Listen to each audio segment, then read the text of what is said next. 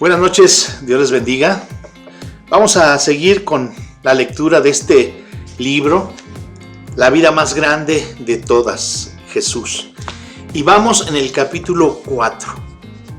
Este capítulo se titula Diversas maneras de responder al Redentor. 8 días después del nacimiento de Jesús, José y María presentaron al niño para el Berit Milá, el pacto de la circuncisión, un rito que lo identificaba como hijo genuino del pacto entre Dios y Abraham. De acuerdo con la costumbre, en esa ceremonia le dieron su nombre oficial, Yeshua, el Señor salva. Después de esto, en conformidad con la ley de Moisés, tenían que esperar hasta que María terminara su purificación ritual antes de hacer el viaje de 8 kilómetros al templo de Jerusalén. Allí José y María ofrecerían un sacrificio por sí mismos y para dedicar al niño a Dios.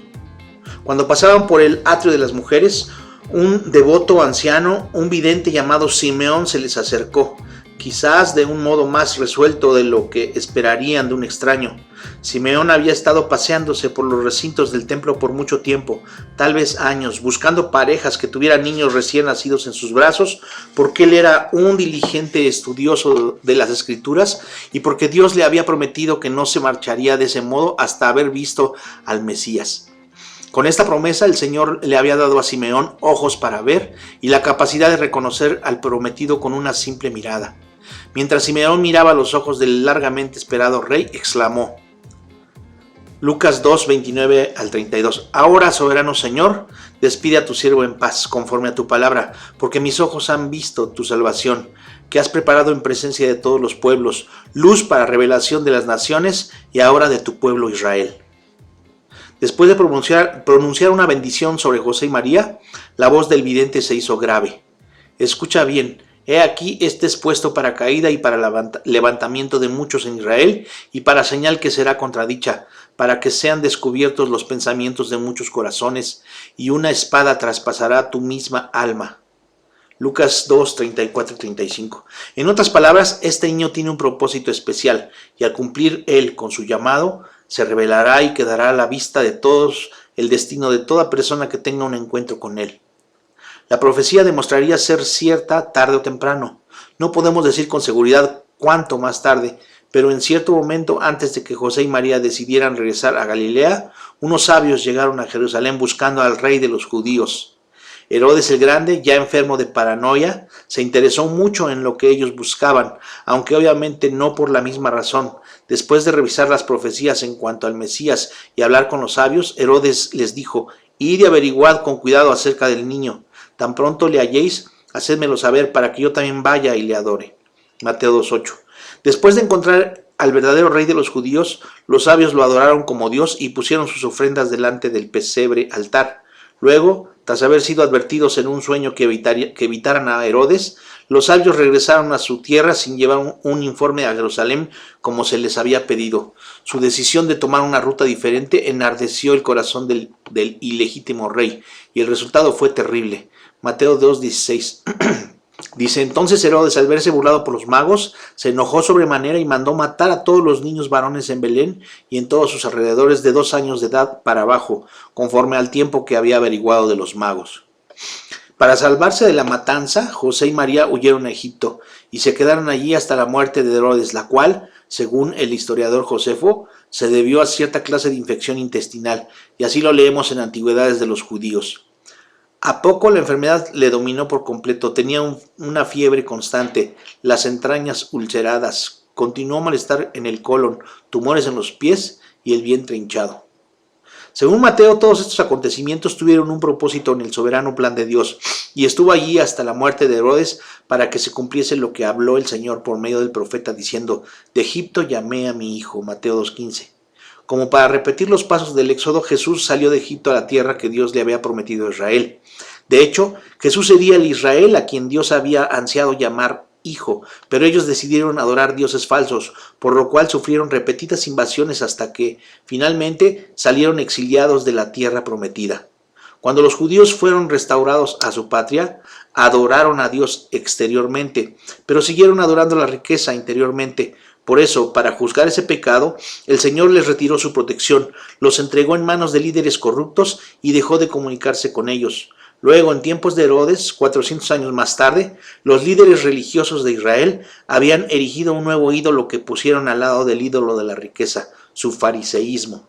Fue en este extravío de siglos en que estuvieron alejados de Dios que Jesús vino a Israel. Cuando José y María entraron de nuevo a la tierra prometida, quizás solamente algunas semanas después de haber salido de ella, descubrieron que el trono de Jesús seguía ocupado todavía. Herodes el Grande había muerto, pero su hijo Arquelao, más brutal y errático que su padre, se hallaba reinando en su lugar. Por tanto, desecharon la expectativa de que su Mesías reinaría pronto y regresaron a su hogar en el olvidado pueblito de Nazaret. En algún momento, durante los 11 años que siguieron después, los recuerdos de la aventura que habían vivido en Belén se les desvanecieron, desdibujados por la monotonía de la vida diaria. Simeón se los había dicho, pero ellos habían olvidado que Jesús era un niño que tendría un destino y que ese destino afectaría a todas las personas que él tocara. Título: Una búsqueda debajo de los escombros.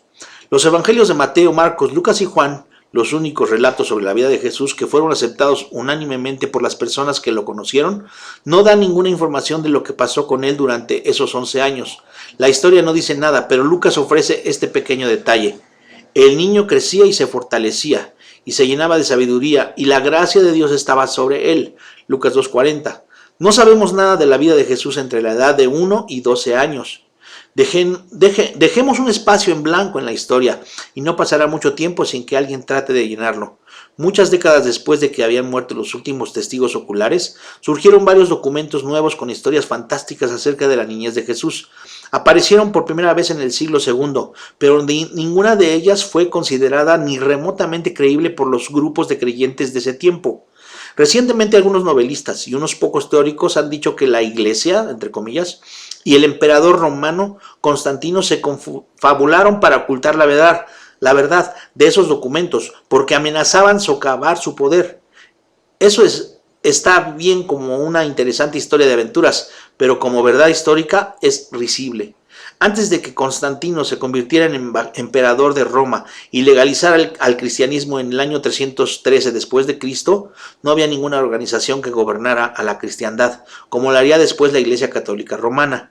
El cristianismo era ilegal y los creyentes eran frecuentemente perseguidos. Las iglesias, en su mayor parte, eran pequeños grupos que luchaban por sobrevivir en los lugares donde eran hostilizados y mantenían un bajo perfil en los lugares más tolerantes del imperio. En los siglos II y III, las iglesias no estaban en posición de imponer su criterio a nadie. Sin embargo, sí tenían comunicación unas con otras y por eso estuvieron de acuerdo en que esos supuestos relatos acerca de la vida de Jesús eran fraudulentos. Los nuevos relatos no eran creíbles porque no estaban de acuerdo con los documentos genuinos que ellas habían conservado durante décadas. En consecuencia, las comunidades de creyentes esparcidas por todo el imperio no se molestaron por reproducir o preservar esos documentos tardíos. No sabemos mucho de cómo era Jesús cuando niño. Lo que sabemos proviene de un relato que aparece en el Evangelio de Lucas, probablemente porque éste entrevistó a María como parte de su investigación. A los 13 años de edad, el muchacho judío era llamado un bar mitzvah, un hijo del precepto. En preparación para su cumpleaños 13º, Jesús debió haber pasado por un riguroso programa de instrucción y preparación para esta transición a la condición de hombre. Pero las ceremonias y las celebraciones modernas del bar mitzvah surgieron de las costumbres judías de la Edad Media, y en base a eso solo podemos especular qué era lo que hacían los judíos del primer siglo. Sea lo que haya sido, un año antes de que se convirtiera oficialmente en un hombre, Jesús acompañó a su familia en una caravana que viajó a la Ciudad Santa para celebrar la fiesta de la Pascua y la fiesta de los panes sin levadura. Estas celebraciones, que se hacían una a continuación de la otra, duraban 8 días y a todo el periodo se le llamaba la Pascua.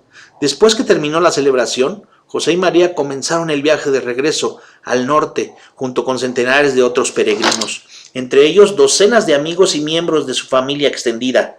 Pensando esto, quizás que Jesús estaba con sus primos que venían más atrás, La pareja descubrió solo después que él no estaba con ellos. De inmediato José y María se regresaron a Jerusalén. Después de estar buscándolo durante 3 días, finalmente lo encontraron en el templo, rodeado por los más expertos de la nación en cuanto a la ley judía. Lucas 2, 46, 47. Aconteció que después de 3 días lo encontraron en el templo, sentado en medio de los maestros, escuchándoles y haciéndoles preguntas. Todos los que le oían se asombraban de su entendimiento y de sus respuestas. La palabra griega utilizada aquí para referirse a la reacción de los líderes religiosos es intrigante por un par de razones. En primer lugar, asombrarse significa literalmente irse, y en sentido figurado, estar con los nervios destrozados, volverse loco, quedarse perplejo por el terror, como lo dice el Theological Dictionary of the New Testament, el diccionario teológico del Nuevo Testamento de Gerard Kittel y Gerard Friedrich. Hoy diríamos, estaban fuera de sí, por tanto, se asombraban. No capta todo el estupor y la conmoción que se apoderó de los maestros más talentosos de Israel. Es la clase de reacción que pudiéramos tener al ver a un niño de 4 años tocándole en el piano de manera perfecta y de principio a fin. El concierto número 3 de Rachmaninoff. Habían descubierto a un prodigio. La palabra griega indica que Jesús era capaz de explicarlo todo y de revelar percepciones que debieron estar más allá de su entendimiento para su edad de 12 años. Él podía ir al corazón de un asunto como ninguno otro que ellos hubieran visto antes. La segunda razón es porque la elección de las palabras es impresionante. La traducción griega del Antiguo Testamento utiliza la misma palabra para referirse a la reacción de las personas que habían visto una manifestación de Dios. De todas las palabras que pudo haber escogido, Lucas eligió la que tenía mayor carga teológica en ese tiempo, y esto es algo que sus lectores debieron haber notado, sin duda alguna. Cuando José y María vieron la escena, se quedaron mudos de asombro y al encontrarlo en el templo probablemente tenían temor de que estaba muerto en una zanja. En eso es que piensan por lo general los padres cuando no pueden encontrar a un hijo. Por tanto, le hablaron a Jesús como lo haría cualquier padre después de que encuentra a un hijo perdido. Recordemos que habían estado buscándolo durante 3 días. Cuando le vieron se maravillaron y su madre le dijo: «Hijo, ¿por qué has hecho así con nosotros? He aquí tu padre y yo te buscamos con angustia». Entonces él les dijo: «¿Por qué me buscabais? ¿No sabíais que en los asuntos de mi padre me es necesario estar?». Lucas 2, 48 y 49. A primera vista la respuesta de Jesús puede parecer un poco insolente, pero no podemos oír la inflexión de voz en algo que está escrito. Él no entendía, en realidad, por qué habían estado buscándolo durante 3 días sin ir primero al templo. Si ellos hubieran recordado sus comienzos o se hubieran acordado de las palabras de Simeón, el templo debió ser el primer lugar donde debieron mirar al regresar a Jerusalén. ¿Dónde más podía estar el Hijo de Dios sino en la casa de Dios? Sin embargo, José y María no llegaron a esa conclusión, pero ellos no entendieron el dicho que les habló Lucas 2:50. Encuentro perfectamente divertida la ironía de este episodio. José y María, testigos de primera mano de los anuncios de los ángeles, de los pastores, de la adoración de los sabios y de los mensajes proféticos, no tuvieron ojos para ver el surgimiento del propósito divino de Jesús. Pero Jesús sí sabía lo que estaba sucediendo con él. Entendió cuál era el propósito para su vida, su llamado y la misión que Dios le había dado en este mundo.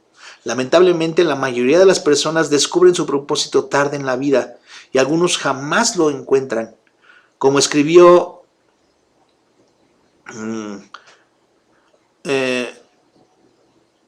un escritor, sin duda alguna, el llamado no es comúnmente lo que se cree que es algo que tiene que ser sacado de debajo de los escombros de la ignorancia y de la confusión. Penosamente muchas veces esto va en contra de nuestra inclinación humana, pero nada que no sea el llamado de Dios pero nada que no sea el llamado que Dios hace puede fijar y hacer posible el más auténtico deseo de propósito que tiene el ser humano. A veces me pregunto cómo y cuándo descubrió Jesús su propósito, por haber hecho a un lado su omnisciencia. Comenzó como cualquier otra persona, como un pequeño niño que no sabía nada. Su propósito tuvo que ser sacado de debajo de los escombros de la ignorancia y la confusión, como lo haría cualquier otro ser humano. Cuando fue consciente Jesús por primera vez de su verdadera identidad, ¿La descubrió al leer acerca del Mesías en las Escrituras? ¿Escuchó un sermón en la sinagoga cercana a Nazaret que se lo hizo claro en su mente? ¿Era un conocimiento innato que surgió lentamente en él por el Espíritu de Dios que habitaba en su interior? Nadie puede decir cuándo fue eso. En realidad, lo único que sabemos es que él entendió a los 12 años cuál era el propósito que Dios le había dado en este mundo. Pero a pesar de ese conocimiento, se mantuvo humilde y callado hasta que llegó el momento indicado. Lucas 2, 51 y 52. Descendió con ellos José y María y fue a Nazaret y estaba sujeto a ellos. Y su madre guardaba todas estas cosas de su corazón, y Jesús crecía en sabiduría, en estatura y en gracia para con Dios y los hombres. Lucas 2, 51 y 52. Título: Un llamado para todo el mundo. Numerosas personas decían ser el Cristo en la Palestina del primer siglo. Por eso cuando el hijo de Zacarías, Elizabeth, profetizó en el desierto de Judea, parecía ser solo un fanático más que iba a atraer mucha atención durante un tiempo breve. Pero Juan, conocido como el Bautista, no decía ser el Mesías, sino apenas el precursor enviado por Dios con el fin de preparar a la gente para la aparición del Rey. Juan llamó a Israel al arrepentimiento y administraba el tradicional rito judío del bautismo, por medio del cual los convertidos al judaísmo eran limpiados ceremonialmente al convertirse, por así decirlo, en hijos adoptados del pacto. El bautismo de arrepentimiento de Juan llamaba a los judíos a reconocer que le habían dado la espalda a su pacto con Dios y a acercarse a él como si fuera la primera vez. Al someterse al bautismo de Juan, estaban básicamente comenzando de nuevo su relación con Dios. El rito del bautismo tenía también otro significado que sería importante para Jesús. Era el rito de los sacerdotes que eran purificados por el lavamiento del agua justo antes de representar al pueblo delante de Dios en el lugar santísimo. En el año 29 después de Cristo, unos 18 o 20 años después de que Jesús se convirtió en un hijo del pacto, se presentó a Juan para ser bautizado. Al comienzo Juan se rehusó a hacerlo diciendo: «Yo necesito ser bautizado por ti y tú vienes a mí». Mateo 3:14. Pensaba erróneamente que Jesús estaba sometiendo al bautismo de arrepentimiento que predicaba el profeta, pero Jesús estaba pensando en otra cosa. Iba a darle un nuevo significado al símbolo de la inmersión en el agua y a cambiar para siempre al rito del bautismo.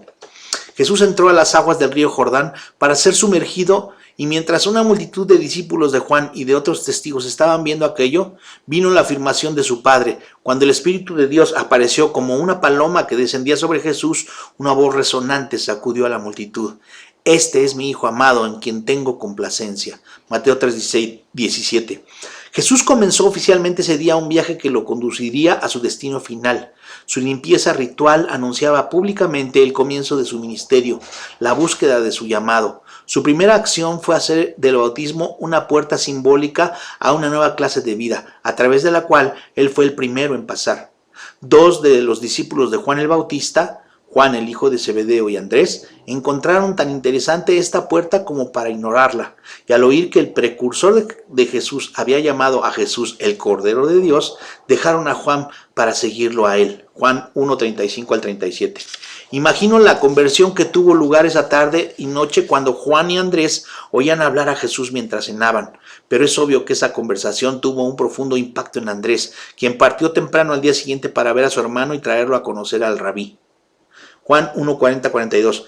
Andrés, el hermano de Simón Pedro, era uno de los dos que habían oído a Juan y habían seguido a Jesús. Este encontró primero a su hermano Simón y le dijo: «Hemos encontrado al Mesías», que significa Cristo. Él lo llevó a Jesús y al verlo Jesús le dijo: «Tú eres Simón, hijo de Jonás, tú serás llamado Cefas», que significa piedra. Cefas se deriva de una palabra aramea que significa piedra. Simón tenía como oficio la pesca y era físicamente fuerte tras años de lanzar las redes y sacar montones y montones de peces. El fascinante rabí probablemente le puso una mano sobre el hombro al saludarlo y decidió que darle a Simón el apodo de piedra era adecuado. Por supuesto, Jesús lo dijo con un doble significado que solo se haría claro después. Ese fue entonces su nombre desde entonces: Cefas, Petros para los griegos y Pedro en español. Un pequeño grupo de hombres disfrutaba de la hospitalidad de la casa de Jesús. Pedro comenzó a darse cuenta de que Andrés tenía razón. Los hombres habían encontrado al Mesías y deseaban fervientemente convertirse en sus discípulos, pero el discípulo en el siglo primero no era algo sencillo, ya que los discípulos, a través de la enseñanza de su mentor, tenían que convertirse en una reproducción de su maestro. Si ellos no lograban aprender o hacían algo públicamente vergonzoso, los críticos condenaban al maestro, no a los discípulos. Por tanto, era natural que los maestros escogieran con mucho cuidado a discípulos que no solo fueran prometedores, sino además completamente sumisos a sus enseñanzas. Una persona podía pedirle a un rabí que fuera su mentor, pero la relación no comenzaba sino hasta que el maestro le extendiera una invitación. Después de que Jesús se despidió de los huéspedes de su casa, comenzó a hacer preparativos para una gira de enseñanzas por Galilea. Otro discípulo potencial llamado Felipe vivía en Judea, pero quizás tenía parientes en el pequeño pueblo de Emaús, que quedaba a más o menos 12 kilómetros de Jerusalén. Jesús lo conocía desde Betsaida, casa de pesca, una aldea pesquera que quedaba en la ribera norte del mar de Galilea, que poco tiempo antes había sido convertida en una ciudad, Betsaida Julias, en honor de la hija de Augusto César. Además, y no por coincidencia, era también la ciudad de Andrés, Pedro y Juan. Después de encontrarlo, Jesús le extendió la invitación que hacían los maestros: sígueme. Felipe respondió positivamente e invitó a su hermano Natanael a conocer a Jesús. Después de una breve conversación, Jesús quedó impresionado por la sinceridad de Natanael y este también se convirtió en su discípulo.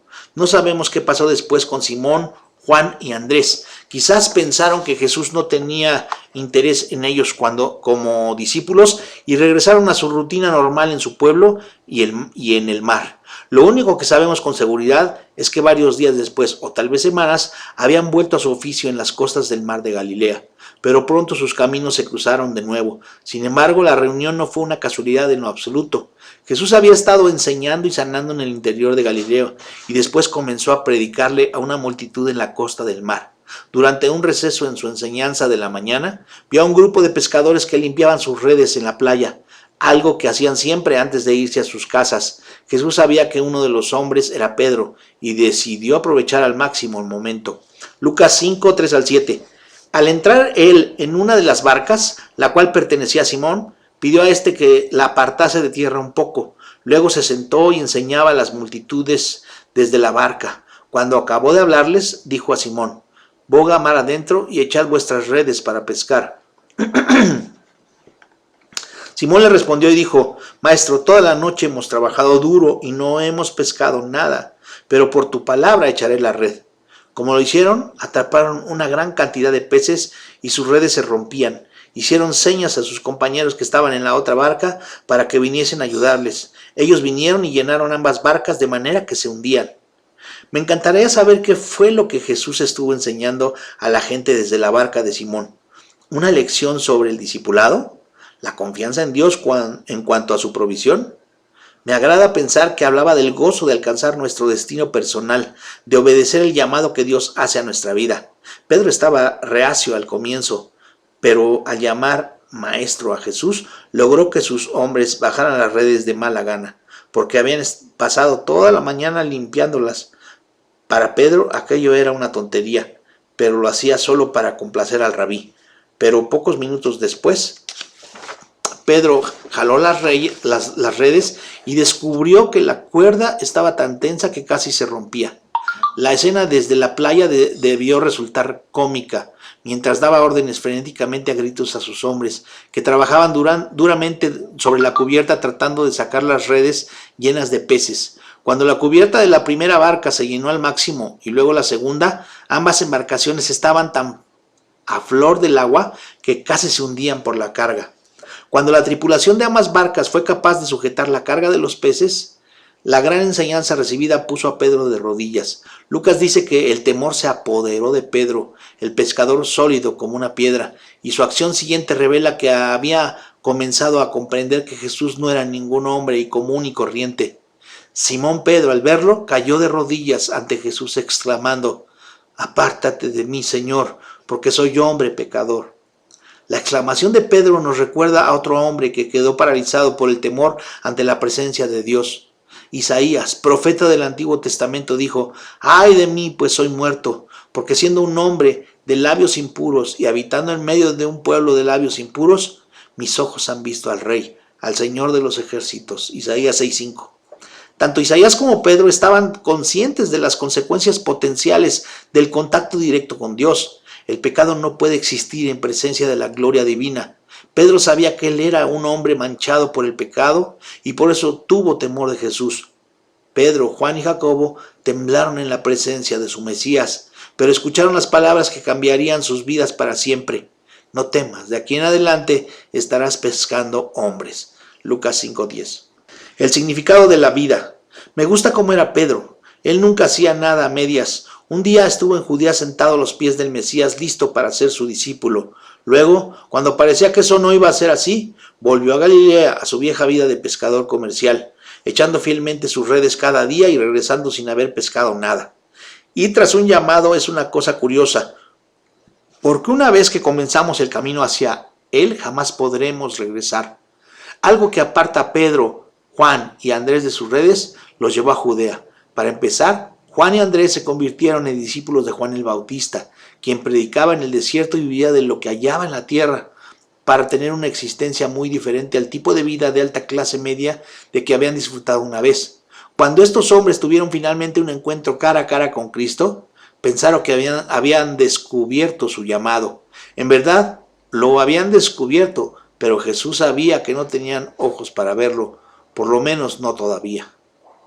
El llamado para cumplir con nuestro propósito en la vida no es algo que viene de uno mismo. Los existencialistas y los gurúes están equivocados en cuanto a eso. Hace muchos años aprendí que seguir un llamado, el cumplir nuestro propósito en la vida, no es tan complicado ni tan misterioso como parece. Comienza con la conciencia de que Dios ha creado a cada persona con un designio singular y un propósito especial. El antiguo rey y poeta hebreo David lo expresó así. Salmo 139, 13 al 16. Porque tú formaste mis entrañas, me entretejiste en el vientre de mi madre. Te doy gracias, porque has hecho maravillas. Maravillosas son tus obras, y mi alma lo sabe muy bien. No fueron encubiertos de ti mis huesos, a pesar de que fui hecho en oculto y entretejido en lo profundo de la tierra. Tus ojos vieron mi embrión, y en tu libro estaba escrito todo aquello que a su tiempo fue formado, sin faltar nada de ello. Lamentablemente, el pecado y el egocentrismo hacen imposible el lograr ese propósito. El pecado levanta una barrera entre el designio divino para nuestra vida y la senda señalada para nosotros, creando una tensión que puede ser muy dolorosa. La vida se vuelve sin sentido, en una existencia gris, vacía y absurda, en la que el placer y el éxito no producen ninguna satisfacción, pero ese angustioso anhelo de significado puede también crear la oportunidad y el medio para que Dios sane nuestra alma enferma y nos ponga en la senda correcta. O.S. Guinness cuenta esta interesante historia sobre Martín Lutero en su excelente libro The Call, el llamado. Al subir dolorosamente los peldaños de la torre de una catedral medieval en medio de la oscuridad, agarró para sostenerse una cuerda que había en la escalera y se sorprendió al escuchar el sonido de una campana por encima de él. Involuntariamente había alado la cuerda de la campana y despertado a toda la comarca. Lejos de ser un hombre con una visión completa de la reforma y de un plan bien calculado para llevarla a cabo, Lutero luchaba dolorosamente por su salvación delante de Dios y se sorprendió al desatar el revolucionario movimiento del siglo XVI que ahora llamamos simplemente la Reforma. Lutero se esforzaba por su salvación porque ninguna piedad suya, ninguna de sus buenas obras, ninguna de las penitencias que pagaba ni los ritos que realizaba podían satisfacer su anhelo de ser justificado delante de Dios. Ese anhelo lo llevó a descubrir, por su lectura de la Biblia, que uno no puede ganar ni merecer por esfuerzo propio una buena relación con Dios, ya que jamás podremos hacer todo lo suficiente ni ser todo lo bueno que podamos para ganarnos su favor. Solo Dios, quien nos dio un designio y un propósito, puede mitigar la tensión entre ambas cosas, quitando el problema del pecado. Cuando Pedro, Juan y Andrés trabajaron toda la noche para llenar de peces sus redes y no lograron nada, llegaron a comprender que una vida sin cumplir con el llamado que ellos habían recibido siempre sería una existencia vacía. Habían iniciado un viaje para encontrar su llamado debajo de los escombros, de la ignorancia y de la confusión, y descubierto que jamás podrían volver atrás, pero ninguno de ellos podría mitigar la tensión entre el designio y el propósito, simplemente cambiando de oficio, buscando el conocimiento religioso o luchando por una causa justa. Allí, en las riberas del mar de Galilea, estos hombres vivían en un gris crepúsculo de limbo. Por fortuna, Jesús no los dejó, como tampoco nos ha dejado a nosotros, sin esperanza o dirección. Jesús ha vencido donde nosotros hemos caído. El único que pudo reconocer y alcanzar su propósito desde el comienzo fue Jesús. Solo Él pudo obedecer fielmente y agradar a Dios de una manera total. Su divina misión fue abrir el camino para que cada uno de nosotros pueda hacer lo mismo. Jesús ha preparado el camino y ha hecho posible que alcancemos nuestro destino, ya que somos incompetentes de hacerlo por nosotros mismos. Podemos encontrar y cumplir con nuestro propósito si respondemos al claro y sencillo llamado de Jesucristo. Sígueme. Él es la puerta que nos conduce a alcanzar nuestro destino, donde nuestro designio divino y el propósito prescrito por Dios viven en perfecta armonía. La captura de peces sin precedentes de ese día no impulsó a los discípulos a invitar a Jesús al ser el socio principal en el negocio de la pesca. Ellos entendieron el principio que Jesús estaba enseñando. Conmigo ustedes pueden hacer todas las cosas. Sin mí todo lo que toquen se convertirá en nada. Cuando estuvieron preparados para aceptar esta verdad, tuvieron ojos para ver y oídos para oír el llamado de Dios de alcanzar el propósito para sus vidas. Pedro, Juan, Andrés y Jacobo dejaron de inmediato sus redes y todo lo demás para responder al llamado de Jesús. Qué enseñanza, ¿verdad? Muy bien, pues hasta aquí el capítulo 4 y entramos a la segunda parte del libro, que es el Rabí, en el próximo capítulo. Que Dios los bendiga, que descansen y nos vemos el domingo.